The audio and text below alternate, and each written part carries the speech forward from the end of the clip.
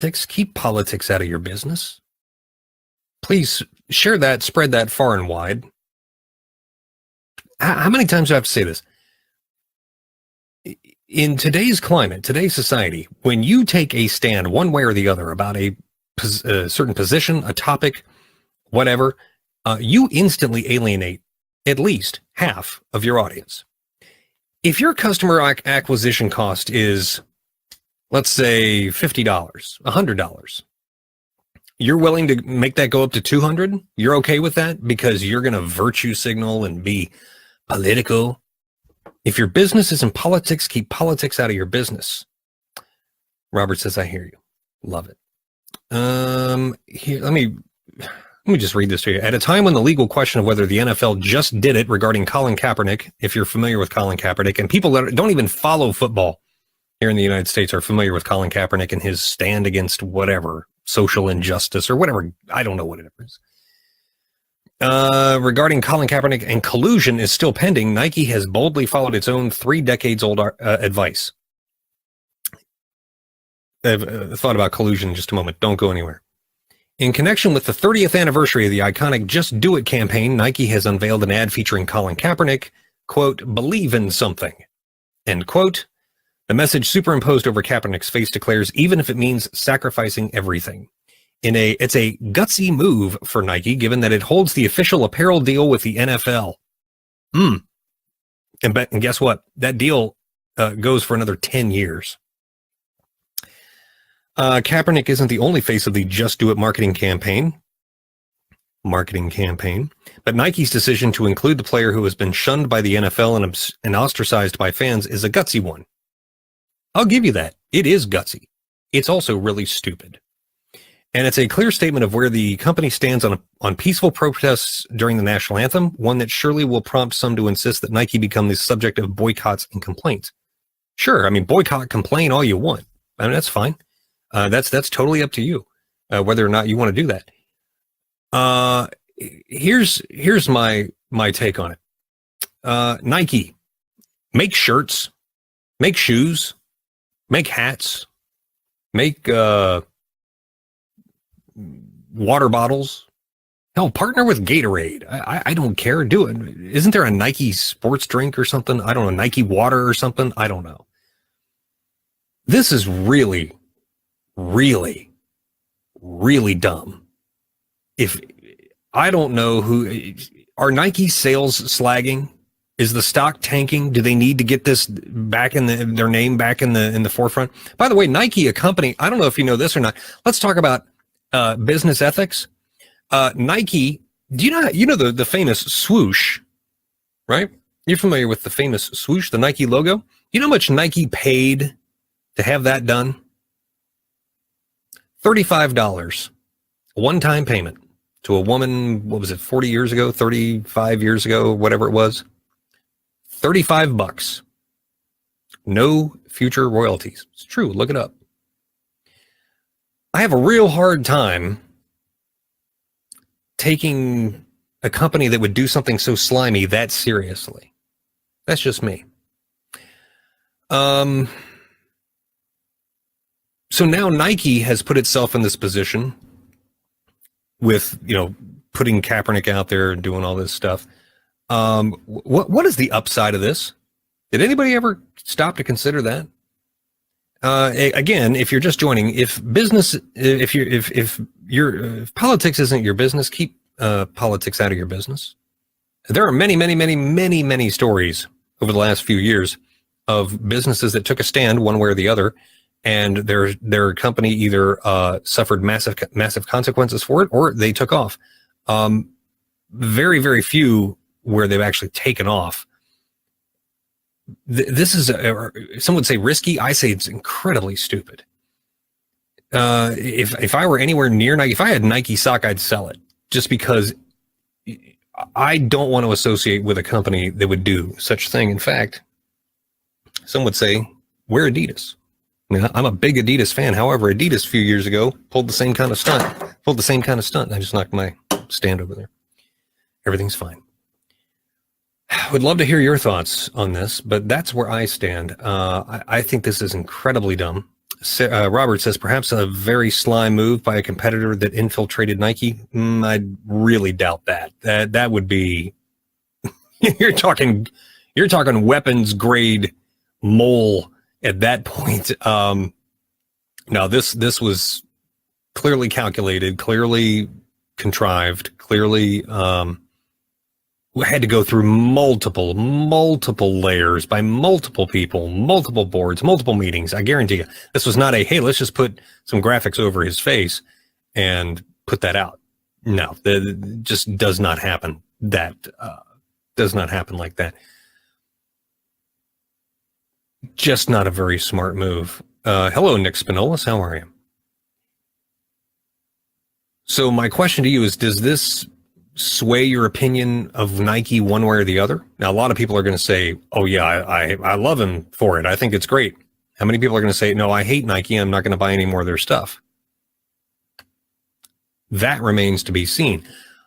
The only thing, let me look at this article again. It just says they unveiled this new ad. I don't know. It looks like it's a static image. Now, if they turn this into a TV spot, oof, ooh. If they turn this into a TV spot that's going to air during games, you're talking about balls not only made of weapons grade steel, but the size of Denver. I'll tell you that. Lisa says, spending power is in the hands of teens and 20s. Doesn't this speak to them? Some of them, yes. All of them, no. Robert says, I don't buy Nike, I buy New Balance. Well, New Balance, Adidas, Reebok. Hey, I think Reebok had the NFL.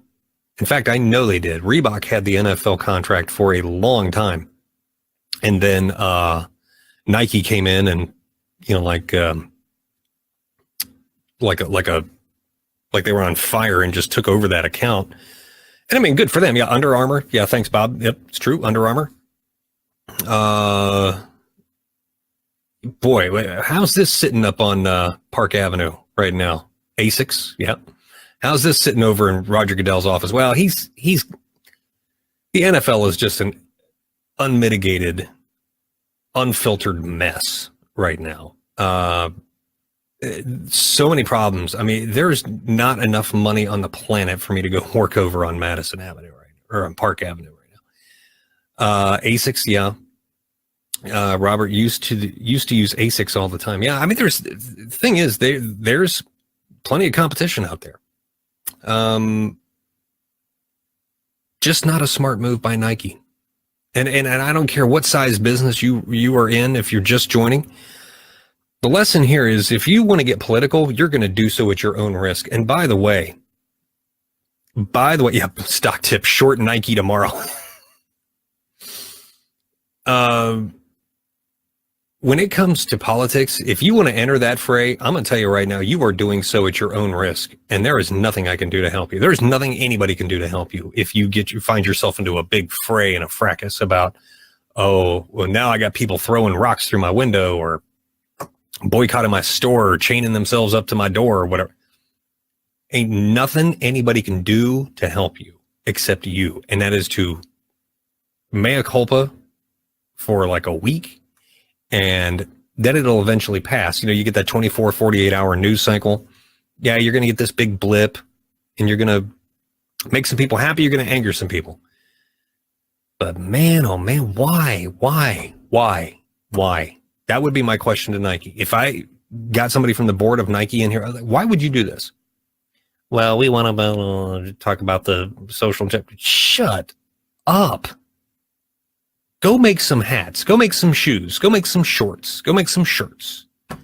Make sweatpants. Go do that. That's what you do. All of a sudden, you're entering this fray about Kaepernick. Why? What is the upside of this? I don't get it. I swear to God, I don't get it. And I have to say this again. If politics isn't your business, keep your business out of politics. For God's sake. Hello, Amy Rivera and Courtney Creamer are here. Robert says, I'll leave that to my friend, the political scientist. Yeah. Most business owners I know do not have a degree in poli-sci. I'll tell you that. And as somebody, and as somebody who has written ads for a presidential campaign, you have no idea.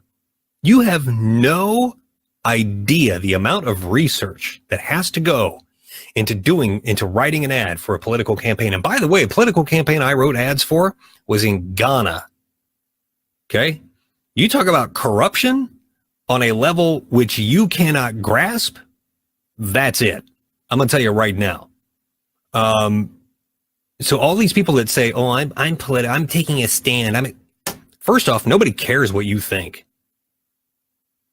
That's the cold, brutal, honest truth. I swear, I'm telling you, nobody cares what you think.